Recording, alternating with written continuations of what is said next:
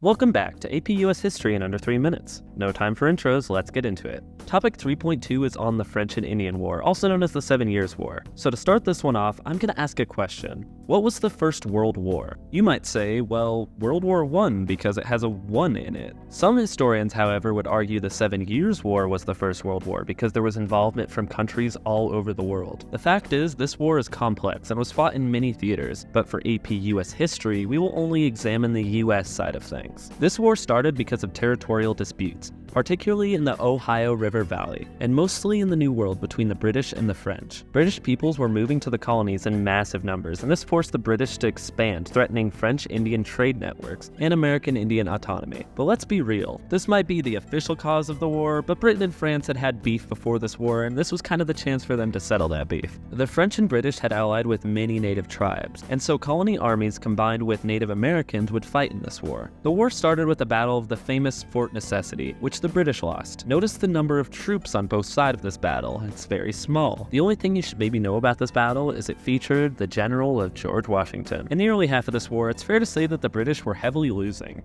The French just kept winning each battle, and the British were just sleepy. I mean, take a look at the Battle of Monongahela. The French had around 400 troops, and the British had 1,300. Despite having 3 times the manpower, Britain still lost this battle because of their conventional line infantry tactics, as opposed to the French and Indians' guerrilla warfare tactics. However, the tide turned after 1758, as Britain leveraged its superior naval power and resources to gain the upper hand. Key victories at Quebec and Montreal in 1759 and 1760 were crucial to their successes, and finally in 1763, with the signing of the Treaty of Paris, the war ended. By this point in the war, there was so many more forces than the beginning. There are 2 big outcomes of this war that you should know. First, the French lost almost all of their territorial claims in the Americas, and they were split up amongst the British and the Spanish. The second is that this war made both Britain and France heavily broke. For Britain, this resulted in the imposition of new taxes on the American colonies, but I get ahead of myself. In France, the financial crises caused by the war was one of the factors that led to the French Revolution.